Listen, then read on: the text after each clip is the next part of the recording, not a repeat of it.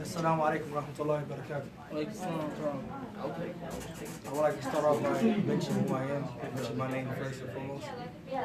My name is Abu Zayd. This is my contemporary, also one of our fellow teachers at the Mahad. His name is Abu Isa. Alhamdulillah, we was invited here to speak at the MSA, Muslim Student Association here in Temple. And the topic that, even though this is dealing with the fastathon, so the topic that we chose to speak about is dealing with fast. So what we're going to talk about today, inshallah, is understanding the definition of fasting, makes it better to respect, or makes it better to understand the purpose behind it. So we're going to talk about one, we're going to cover the definition of fasting. Two, we're going to cover the purpose behind fasting, by the permission of Allah. Even though we know we're encouraging one another to fast for, the Mondays, Yom Ithnain or Yom Khamis, which is corresponding to the Viking calendar as Monday, and the Viking calendar dealing with as Thursday. Due to the hadith of Aisha radiallahu anha, where she mentioned our mother that the Prophet ﷺ used to be diligent in fasting on Mondays and Thursdays. Fasting on Mondays and Thursdays, as well as the hadith of Usama, where he asked the Messenger of Allah ﷺ the purpose for fasting behind Mondays and Thursdays, and he mentioned that these are the days where the deeds are presented to Allah Jalla wa Ala. Tayyip, without further ado, one, let's talk about the definition of fasting. Normally when I talk, I always like to be engaging, so I want to carry that on here. So I might ask y'all, what do y'all think the definition is of fasting? Who can give me the definition of fasting? Abstaining from things that like drinking, eating, from like those kind of things that kind of other people don't necessarily have in a way.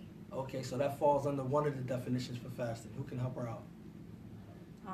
Patient, just having when I say patient, I mean just like when you're fasting, it's going to be at times where you're tempted to want to eat, you're tempted to want to do certain things. So based on your iman, it's going to encourage you to be patient and just realize I'm fasting for the sake of Allah, so just be patient and stuff.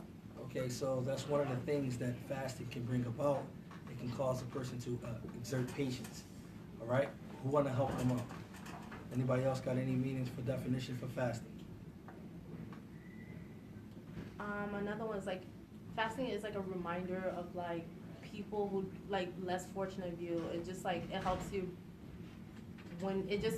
remind yourself that one day when you're successful, they should also think about the less people that don't have the opportunity that you have. So it's just a reminder of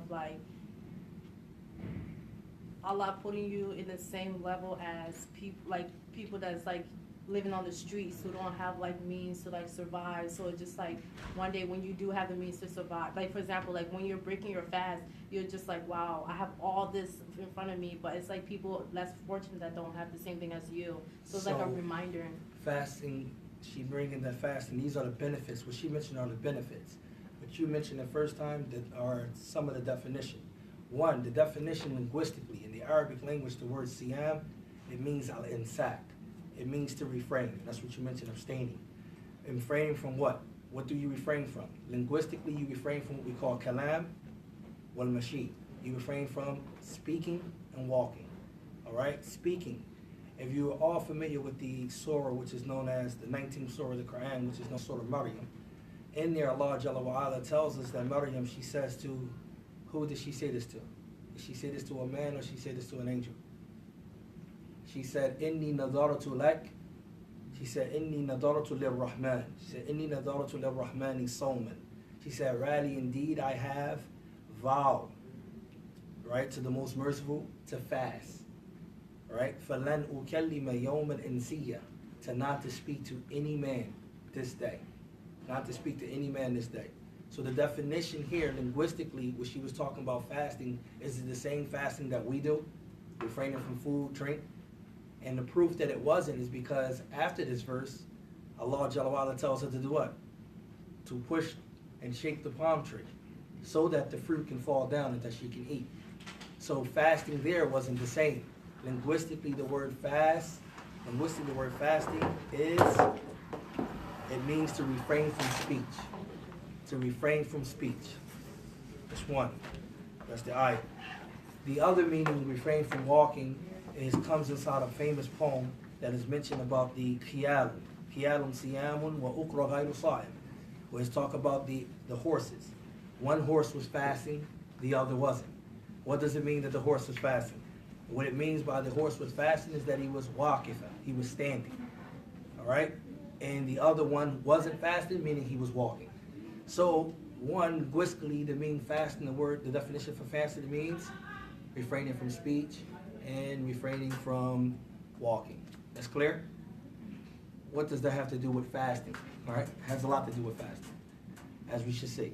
Now, legislatively, shara'an, where she had touched on it, the sister just left, and you touched on it while eating and drinking.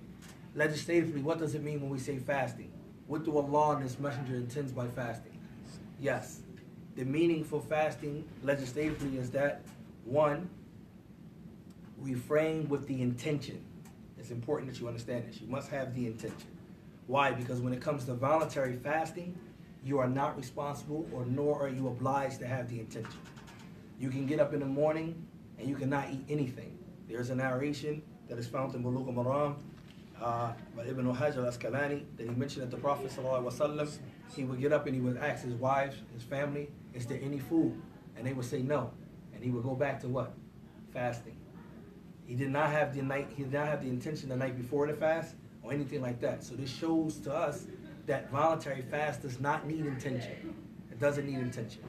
But obligatory fast, which Ramadan is coming very close. Obligatory fast, that fast must have an intention.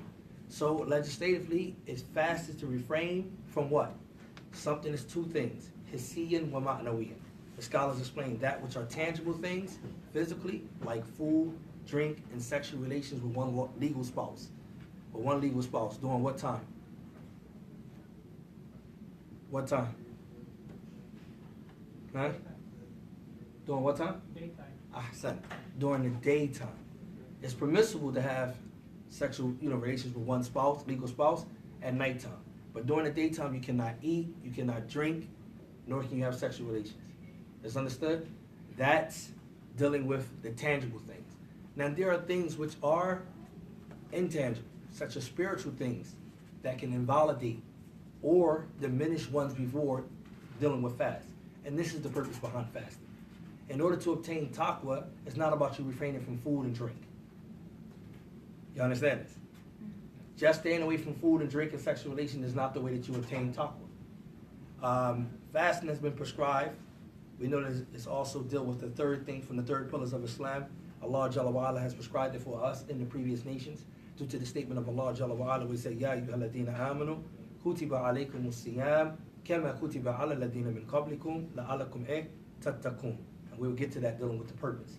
Allah said, "O you who believe," in the 183 verse of Surah Baqarah, which is the second chapter of the Quran.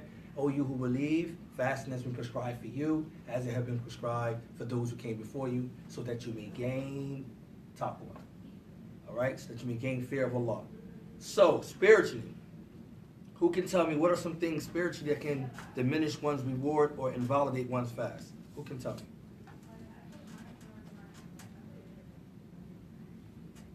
What can cause the reward to be diminished, decrease your reward in fasting? Since we're fasting, voluntarily for Mondays and Thursdays, what can cause that fast, the reward to not be complete? Who can tell me? If you don't make niyah, if you don't make niyah, intention. Okay, if this is dealing with voluntary fast, you don't have to make niyah. No. But if you're dealing with obligatory, that's very important. That's a part of the definition itself. Who else can aid him? What else spiritually you can do? Ahsant. So, if you're going to look at something that's unlawful for you to look at, you're going to listen to something that is unlawful for you to listen to, this thing diminishes the reward of your fast. It can either lead to invalidating your fast, such as ghiba, backbiting. Who know what ghiba is? What is backbiting? Here's a definition that was given by Muhammad sallallahu alaihi wasallam, the last messenger, and he explained what backbiting was. Do anybody know the definition he gave? Eating the brother, like talking ill of someone is kind of equivalent to like eating the flesh of like your brother's brothers. Okay, so that was the similitude that he gave. That was the analogy. What was the definition that he gave? It's very important because many of us, Ghiba is a major sin, right? And it incurs Allah's wrath and His curse, right? At the same time, it's something real light that all of us can fall into so easy, not even thinking about it. The Prophet ﷺ, he said, ذِكْرُكَ أَخَاكَ بِمَا لَا يُحِبُّ. It is to mention something about your brother that he does not like, right? And as well as extend to the females. So, the companions that were sitting around him at the time, they said, Ya Rasulullah, what if that which I say about my brother is the truth? He said, and then in that case, you have what? You have backbitten him. But if what you say about him isn't true, you have slandered him. All right? So, backbiting diminished one's reward from fasting. There is a narration that there were two females. They were sitting there backbiting while they was fasting. Right? What happened? Anybody know this narration?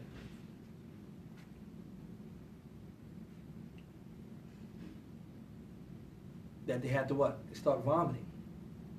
They start vomiting, which breaks the fast. Vomiting intentionally breaks the fast. Right? So, because of their backbiting and eating the flesh of another, it can cause your fast to be invalidated, or it can cause your fast to be diminished. This is some spiritual. What's another spiritual thing? Namima, tell carrying. And namima in Islam is real serious. There's a narration that the Prophet ﷺ said that two people, he was walking past the grave, and he said that there were two people being punished in the grave right now. And he said one is being punished for a light matter, and the other not. And he mentioned what those matter was. He said that one was that he didn't clean himself after going to the bathroom. This is something that distinguishes us from the non-believers, believe it or not. It distinguishes us from the non-believers in our cleanliness, in the fact that we practice stinja, or istijmar. The difference between stinja is using water, and one is istijmar, you can use equivalent to toilet paper, stones, etc., etc., etc. Right? However, he said the other one was tell carrying. He would go from one person to the other person with the intent to cause what? Dissension. This takes away from your fast. So yes, you can fast Mondays, you can fast Thursdays, you can fast the 3 white days, you can fast even the month of Ramadan, but it doesn't matter if what? If all of these things does not refrain you from behaving in an ill manner. The Messenger of Allah, sallallahu all of this is based off the statement of the Prophet sallallahu when he said, and this hadith is reported by Bukhari, and it's actually narrated by Abu Hurairah, anhu, where he said, "Man lam yad'a," whoever does not refrain from qawl az-zur, lying, right? Wa amal bi, and acting off of that type of lie, and those repugnant actions. And he said, "Wa jahl," and ignorance, behaving foolishly. فَلَيْسَ لِلَّهِ حَاجَةً and yad'a, right? طَعَامُهُ وَشَرَابُهُ. Rasulullah says, so Allah is not in need of this individual leaving off and refraining from his food or his drink. I'm going to ask you a question. Is a person fast accepted if they fast and they do not pray? No. Is it possible that you can fast and not pray? Huh? Yeah. You believe a person fast is still accepted if they doesn't pray? I think they're two separate things. You believe they're two separate things. This is the type of answer we're looking for. It's not correct, but we're still looking for it. Because it helps us, what? To be able to explain and clarify things. It isn't correct. Why isn't it correct? Because one, salat and fasting are both obligatory, and they are both pillars of Islam. However, that which validates your Islam is what? Say it. The salat. The Prophet ﷺ, he said that what? The difference between us and the non-believers is what? The salat.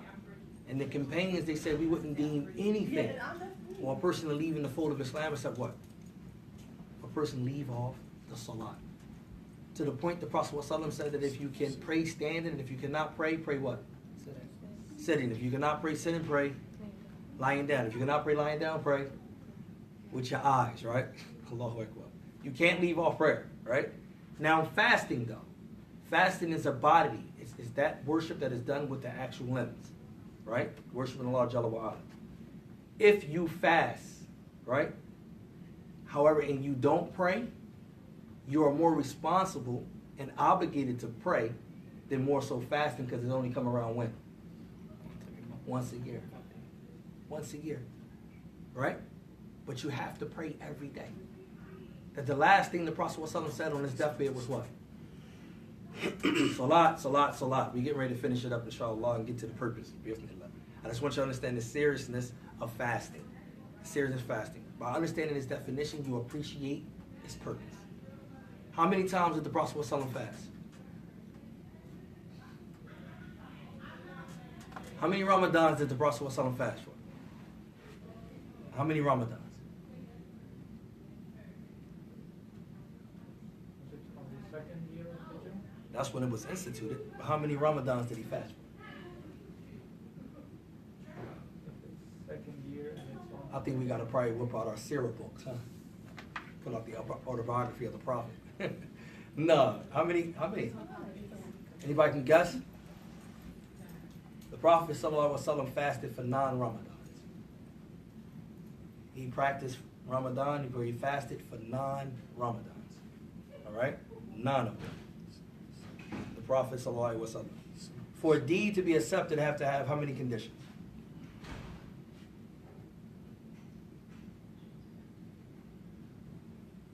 Since we're fasting, we want our fast to be accepted to Allah. What would be those conditions for Allah to accept that fast? Sincerity. There you go. Sincerity. That's one. Sincerity to who? To Allah, right? What would be the second one? I know all of y'all know it. Huh? It's not controversial. What would be the second one? This is what makes the Muslim Islam so beautiful. And this is what makes our religion advance. Is that we respect our Prophet. We got the most connection. We are the well-connected, the most connected to our Prophet. We know everything down to his detail in the science of hadith. We know how he ate, how he went to sleep. We know his wives. How did he bathe? How did he clothe himself? All of these things we have. The Christians don't have this. They can't tell you about Jesus. Not in detail. So we shouldn't be shy to know about our Prophet. In order for a deed to be accepted, it has to be in conformity to our Prophet. What's the proof? We don't have to play around with it. We can just actually think about it. What would be the proof for our deed to be accepted, and why do we have to follow the Prophet? Because we would not know what Islam was if he did not what? If he didn't come. In order to be Muslim, you have to say what? La ilaha illallah Muhammadur Rasulullah. Is that correct? Yes. Everyone agree with us here, right? You have to say Muhammadur Rasulullah. So a part of saying Muhammad is the messenger of Allah, there are 4 conditions that are stipulated to the belief that Muhammad is the messenger of Allah. One of those conditions is what? Doing that which he commands you and leaving off that which he prohibits you. This is something that we lose. There was an argument, and I'm getting ready to stop. After I mention the purpose, inshallah. There was an argument that took place during the time of the Prophet ﷺ. It was a Jew and it was a Muslim.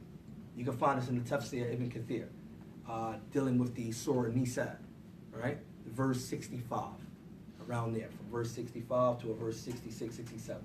There was an argument that took place between a Jew and a Muslim.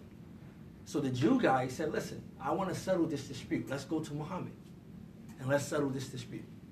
So the Muslim, he said, no, I don't want to go to Muhammad. We don't need to settle with Muhammad, because he was trying to get over on the Jew. He knew that Muhammad ﷺ would have spoke the truth. Allah Jalla wa Ala tells us that فَلَا وَرَبِّكَ لَا يُؤْمِنُونَ حَتَّى يُحَكِّمُوكَ فِي مَا شَجَرَ بَيْنَهُمْ. And to the end of that tremendous verse in Surah Nisa, Allah said, we swear by your Lord, no, O Muhammad, that they will not truly believe, the Iman will not be complete unless they make you a judge in everything and all the affairs that happen between them. And then he didn't stop there. وَلَا يَجِدُوا فِي أَنفُسِهِمْ حَرَجًا. And they don't find no difficulty whatsoever in that. Right? Until they do what? يُسَلِّمُ what? تَسْلِيمًا. Until they what?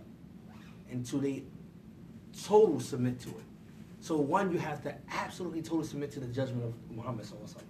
So my point is, in order for your fast to be accepted, for any deed to be accepted, it has to be in conform and align with the Prophet did. If Prophet Muhammad ﷺ fast that way, it's the way we fast. I know a lot of us like to get away from that because, we culturally, we raised up certain ways. You can't get away from Muhammad. Be proud of Muhammad. Defend Muhammad. Because we live in a time where they're speaking ill of Muhammad. And they're speaking ill of Islam. So we have to defend Muhammad. And what's the best way you can defend Muhammad? What's the best way you can defend Islam? Who can answer? What's the best way? Follow his example. Actions. And y'all are his examples. Every one of us is the examples of Muhammad.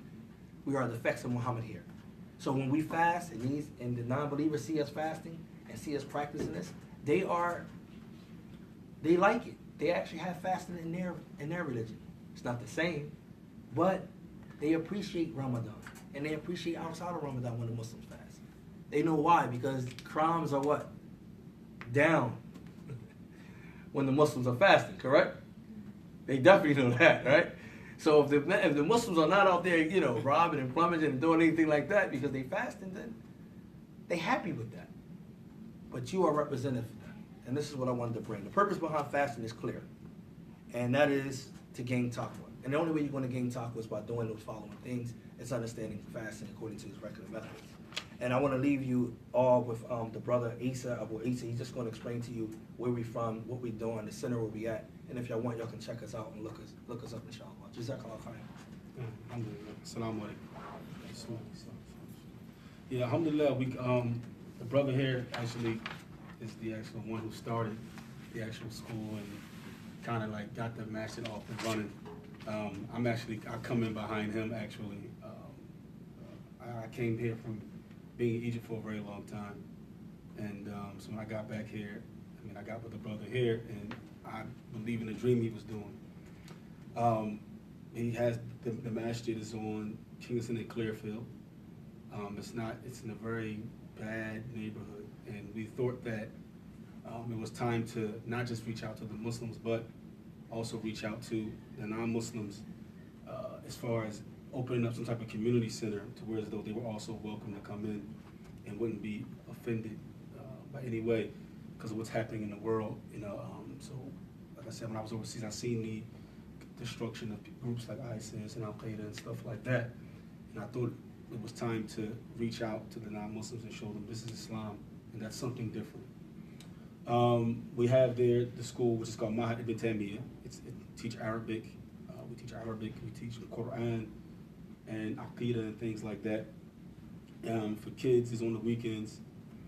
And for the adults, it's during the week according to their schedule. We also have what you call it? What is that? For the money, the brother Mustafa. What, treasure? No, the economic class.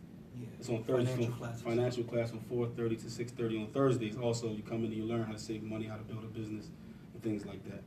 Yesterday, we had a grand opening of the first free Islamic library in Philadelphia. Public Islamic. Public Islamic library. You come in, anybody's welcome to come in. There's books in Arabic, and there's also books in English. There's coffee, free internet, free Wi-Fi.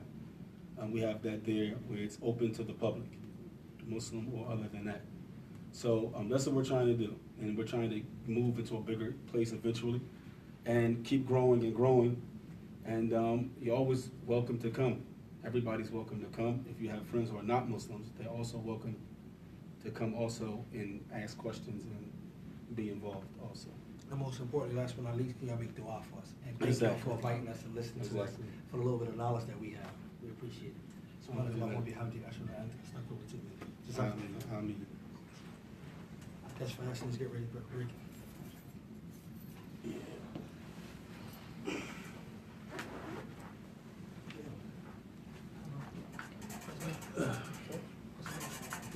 Is the library located in the masjid? It's here's the masjid. You come to, it's 3905 Kingston Avenue. Okay. When you come, the masjid is here, and then right next to there, it's the library. Okay. But it's a storefront. The library is actually in the back Oh, of I the see. storefront. Okay. So when you come to the storefront, you can walk right past the storefront, Okay. and it's the door goes right into the library. Okay. And this just opened yesterday? Just the grand opening was just there. Okay. Okay, and it's free. Everything's Yeah, free, yeah. only except for the Okay. coffee and tea. Right. But everything else, you can read it, and the internet is also the Wi-Fi is free. Everything's free. Okay, no problem. His name is Taha. Assalamu alaikum. I don't know. What's your name? Uzair. Uzair? My name is Isa. Nice to meet you. Nazir. Nazir. Your name is Nazir. Nazir? My name is Isa. Nazir. Uzair. Like Yahuza. Alhamdulillah. It was definitely nice meeting you. Assalamu alaikum.